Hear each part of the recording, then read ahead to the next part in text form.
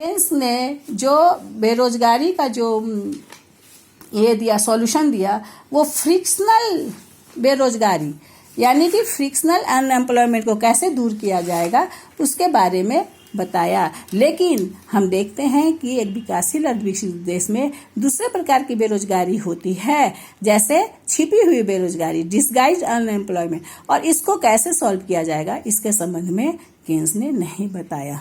Next है not given importance to acceleration theory, यानी कि त्वरक के सिद्धांत को केन्स ने महत्व नहीं दिया।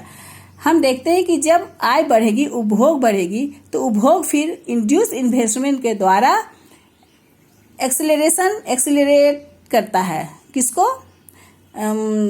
ये उत्पादन को, यानी कि इंड्यूस इन्वेस्टमेंट के द्वारा फिर क्या होगा?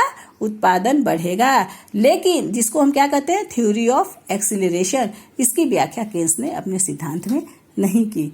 नेक्स्ट है not direct relationship between effective demand and employment, यानी कि जैसा केन्स ने कहा कि प्रभावपूर्ण मांग बढ़ने से रोजगार बढ़ेगा, लेकिन आलोचकों ने कहा कि नहीं, इन दोनों के बीच में supply of liquidity, rate of wages, इनका पारस्परिक संबंध, ये सब भी आते हैं और ये भी रोजगार के स्तर को प्रभावित करते हैं, जिसकी व्याख्या केन्स ने अपने सिद्धांत में नहीं की। नेक्स्ट है one sided theory. One sided theory कैसे? केन्स ने क्या है, अल्पकाल में ये मान लिया था कि एवरेज सप्लाई फंक्शन क्या रहेगा? स्थिर रहेगा, और मुख्य रूप से प्रभावपूर्ण मांग ही है सो रोजगार के स्तर को या उत्पादन आय के स्तर को निर्धारित करेगा, एग्रीगेट डिमांड फंक्शन। अतः यह एक पक्षीय सिद्धांत है जो कि वास्तव में उचित नहीं है। Next come to the next point, not fully explain consumption function. उपभोग फलन की भी पूर्ण रूप से केन्स ने व्याख्या नहीं की, ऐसा आलोचकों का कहना था, क्योंकि जो वेल्थ स्टॉक है या फिर ये जो मूल्य और मजदूरी में जो कमी होती है, ये सब भी क्या है? हमारे मांग को प्रभावित करते हैं, जिसकी व्याख्या केन्स ने अपने सिद्धांत में नहीं की। नेक्स्ट है शॉर्ट पीरियड थ्योरी।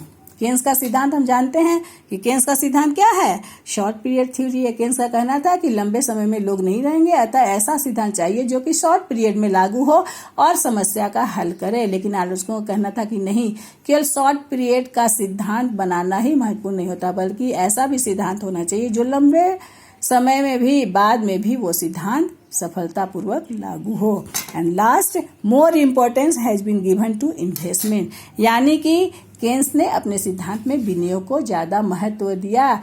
जैसे कि केन्स ने क्या कहा था कि आय बढ़ेगी तो उपभोग बढ़ेगी, लेकिन आय की तुलना में उपभोग कम बढ़ेगा और इन दोनों के बीच एक गैप रहेगा। इस गैप को भरने के लिए जरूरी है कि इन्वेस्टमेंट, विनियोग किया जाए, अन्यथा प्रभावपूर्ण मांग, रोजगार, उत्पादन, आय सभी में कमी आएगी। लेकिन आलोचकों का कहना है कि यदि टैक्स स्ट्रक्चर में परिवर्तन आता है और उसके कारण यदि उपभोक्ता के पास पैसा बचता है तो वो भी प्रभावपूर्ण मांग को प्रभावित करेगा, जिसकी व्याख्या केन्स ने अपने सिद्धांत में नहीं की। इन्होंने अपने सिद्धांत में इन्वेस्टमेंट को ज्यादा महत्व दिया। लेकिन इन आलोचनाओं के बावजूद भी केन्स का सिद्धांत क्या है?